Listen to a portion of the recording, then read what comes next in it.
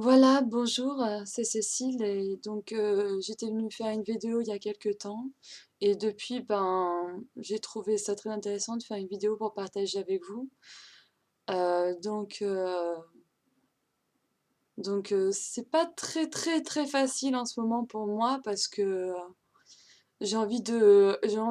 d'avancer, j'ai envie de faire plein de choses, mais je suis tout le temps en train de bloquer. Je sais qu'au fur et à mesure, je rattrape plus facilement les choses, mais je suis toujours là à me dire que non, je mérite pas ça, que j'ai pas droit à cela, que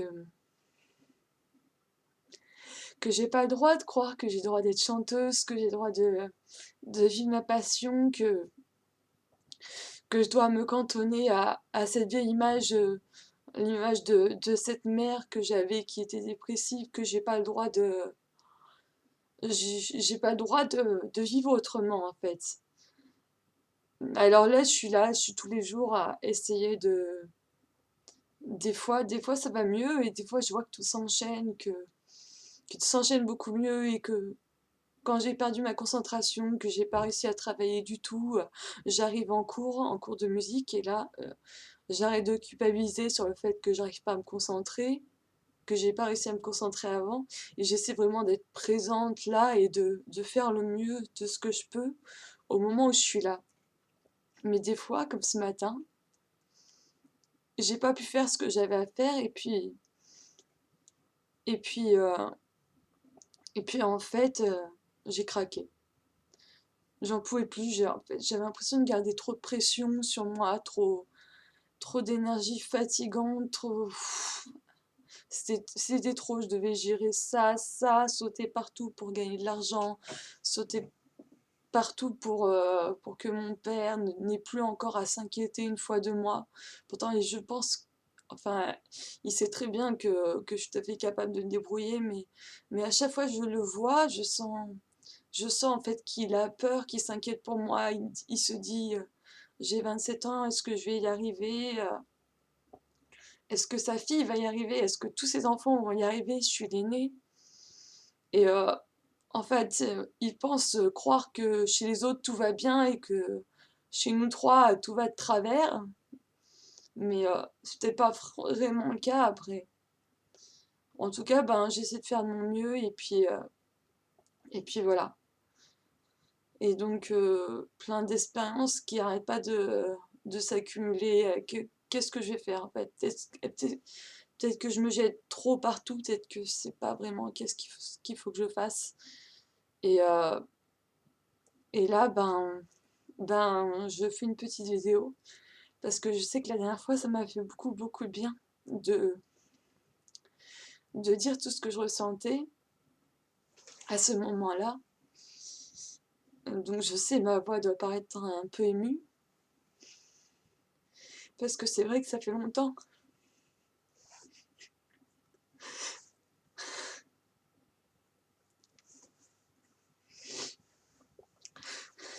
Ça fait longtemps que je garde tout ça pour moi.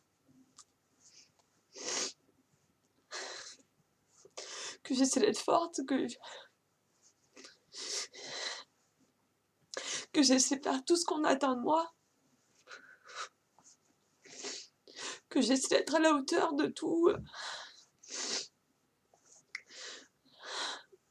que j'ai comme le sentiment de devoir me rattraper, d'avoir été une mauvaise fille et de devoir me rattraper, de devoir montrer l'exemple. Alors, les gens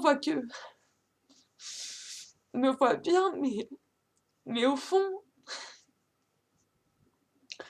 je me bats encore.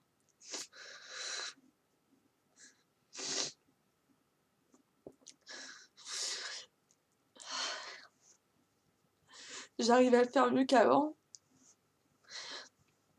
J'ai tellement, j'ai tellement changé depuis que j'étais gamine.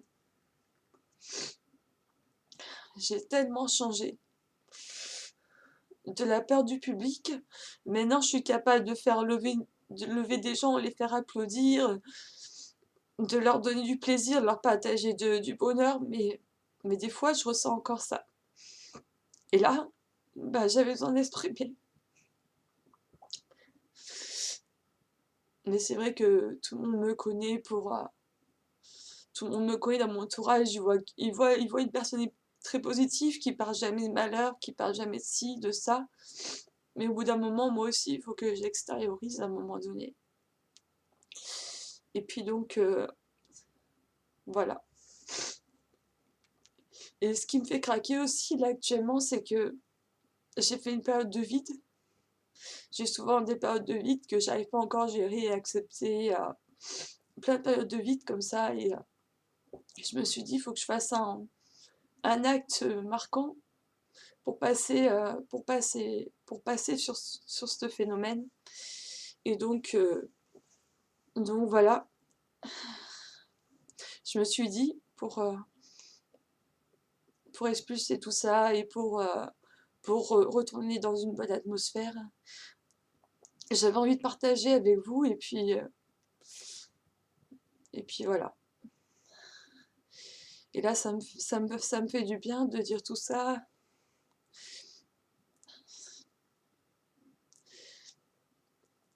Et voilà.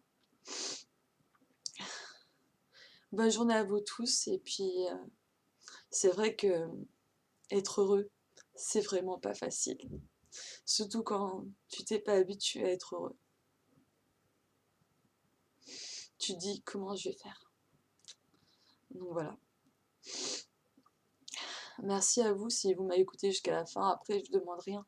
J'avais juste besoin d'extérioriser tout ce que je ressentais pour pouvoir repartir dans cette aventure, dans tous ces défis que je me lance, pour retrouver tous ces nouveaux repères dont j'ai besoin pour avancer, et pour continuer à avancer, à apprendre toutes les choses que j'ai à apprendre de la vie et rester positif, rester dans une bonne force. Mais vous savez quoi? C'est vraiment pas facile d'être heureux. Enfin si, c'est facile, mais quand, quand à un moment tu t'es dit, tu as trop été dans un autre principe, et ben il y a des blocages et puis voilà. Mais bon, l'important c'est d'en être conscient, de l'accepter, de l'aimer, d'aimer le fait d'avoir des faiblesses, et donc de se dire que de toute façon il faut avancer. Donc, je pense à vous tous et à tous vos défis, et à mes défis, à ce que la vie va m'apporter chaque jour vraiment. Et je sais qu'un jour, j'aurai trouvé vraiment mon mode de fonctionnement qui me permettra de trouver mon rythme à moi, un rythme qui me fasse du bien, un rythme vertueux où j'ai tout ce qu'il me faut, où, euh, où j'ai tout ce qu'il faut, où je me fais du bien par différentes façons, où j'apporte aux autres plein de choses, mais voilà, j'ai pas encore tout à fait trouvé ça, mais bon, comme on dit avec la méthode Ho'oponopono, je suis pas encore parfaite, de toute façon personne n'est parfait, je fais mes erreurs, je les accepte, je m'aime et je t'aime. Voilà, bonsoir.